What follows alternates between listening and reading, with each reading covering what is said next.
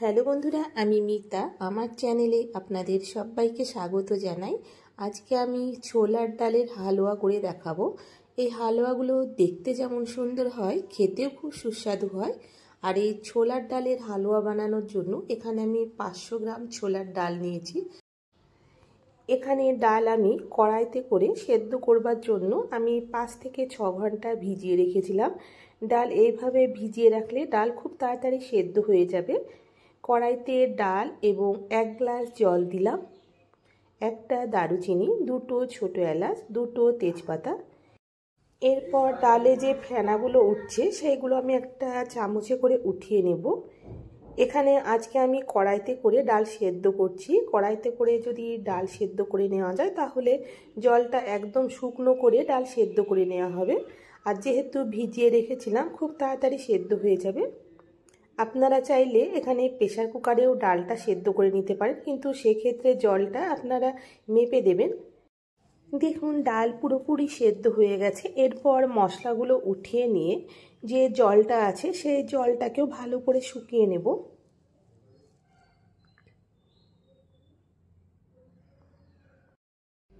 দেখুন ডাল থেকে জল পুরোপুরি শুকনো হয়ে গেছে। এরপর একটা থালাতে নামিয়ে নিয়ে ডালকে আমি ঠান্ডা করে নেব। দেখুন ডাল পুরোপুরি সেদ্ধ হয়ে গেছে। এরপর শিলনোড়াতে ডাল বেটে নেব। যেহেতু ডাল সেদ্ধ করা আছে তাই খুব তাড়াতাড়ি ডাল বাটা হয়ে যাবে। এখানে ডাল যদি আপনারা মিক্সার গ্রাইন্ডারে বাটেন তাহলে জল দিতে হবে, আর জল দিয়ে বাটার জন্য এখানে হালুয়ার টেস্টটা ততটা ভালো হবে না, আর হালুয়াটা বানাতেও অনেকটা সময় লাগবে।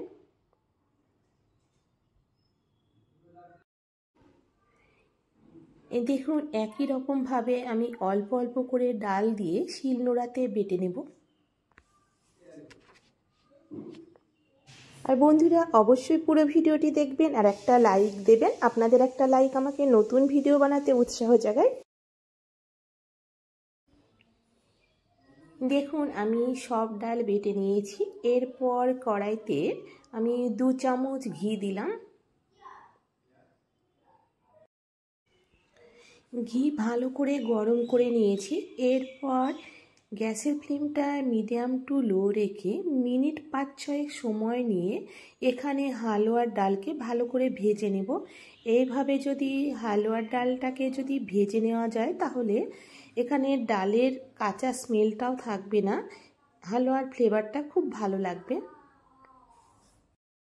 আর এখানে যেহেতু আমি ডাল কড়াইতে করে একদম শুকনো করে সেদ্ধ করে নিয়েছি তাই হালুয়া খুব তাড়াতাড়ি হয়ে যাবে।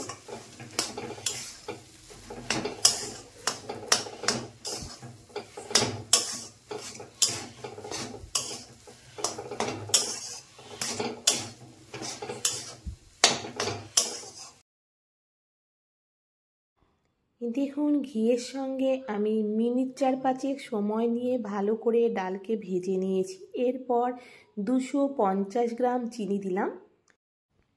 এই সময় গ্যাসের ফ্লেমটা আমার মিডিয়াম টু লো আছে। চিনি দেবার পর এখানে 100 গ্রাম মিল্ক পাউডার দিলাম। মিল্ক পাউডার দেবার জন্য হালুয়ার টেস্টটা আরও বেড়ে যাবে। আর হালুয়া বানানোর সময় অনবরত নাড়াচাড়া করে যেতে হবে যাতে তলাতে না লেগে যায়।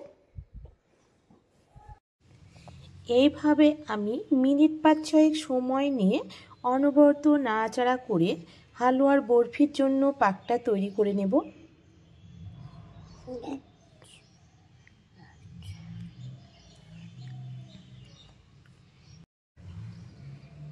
এরপর খুব সামান্য পরিমাণ এলাচ গুঁড়ো দিলাম।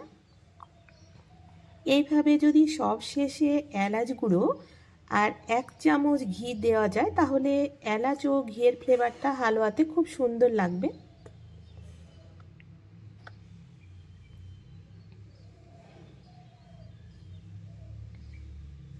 দেখুন ঘি ও এলাচ গুঁড়ো দিয়ে এখানে আমি মিনিট 2 নাড়াচাড়া করে নিয়েছি।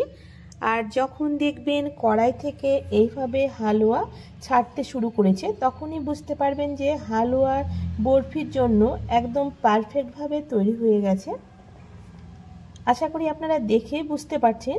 দেখুন খুব সুন্দরভাবে কড়াই থেকে ছাড়তে শুরু করেছে।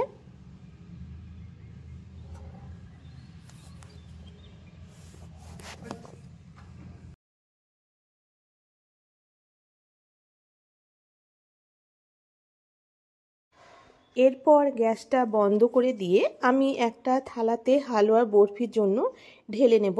এখানে আমি থালাতে আগে থেকে ঘি ব্রাশ করে রেখেছিলাম। ঠিক গরম অবস্থায় এইভাবে আমি খুন্তি দিয়ে চারিধারে ছড়িয়ে দিলাম। আর ওপরের দিকটা সমান হবার জন্য গরম অবস্থায় একটা বাটিতে করে যদি এইভাবে হাত দিয়ে চেপে চেপে দেন তাহলে বরফিটা খুব সুন্দরভাবে হয়ে যাবে। এখানে বরফি সমান করবার জন্য আমি একটা বাটিতে ওপরের দিকটা সমান করে নিয়েছি আর খুন্তি দিয়ে চারিধারটা সমান করে দিয়েছি। এরপর দেখতে এবং খেতে আরও ভালো লাগবার জন্য আমি এখানে কিছু কাজু বাদাম ও কিশমিশ হালকা করে ঘিয়ে ভেজে নিয়েছিলাম। এইভাবে যদি কাজু কিশমিশটা হালকা করে ঘিয়ে ভেজে নেওয়া যায় তাহলে খেতেও খুব ভালো লাগবে। আর কাজু কিশমিশটা গরম অবস্থায় দেবেন যাতে বরফির সঙ্গে আটকে যায়। কাজু কিশমিশ দেবার পর এইভাবে বাটির উল্টো দিক দিয়ে একটু চেপে দেব, তাহলে বরফির সঙ্গে আটকে যাবে। এরপর মিনিট 5-6 রাখার পর আমি একটা ছুরি দিয়ে বরফির আকারে হালুয়া কেটে নেব। আর যেহেতু থালাতে আমি ঘি ব্রাশ করেছি তাই হালুয়া খুব সুন্দরভাবে উঠে যাবে। দেখুন ঘি ব্রাশ করবার জন্য খুব সুন্দরভাবে এখানে হালুয়াগুলো উঠে গেল। এখানে আমি চৌকো করে হালুয়াগুলো কেটে নিয়েছি। আপনারা নিজেদের পছন্দ মতো শেপ দিয়ে কেটে নেবেন। আর দেখে বুঝতে পারছেন হালুয়াগুলো দেখতে যেমন সুন্দর হয়েছিল খেতেও দুর্দান্ত হয়েছিল।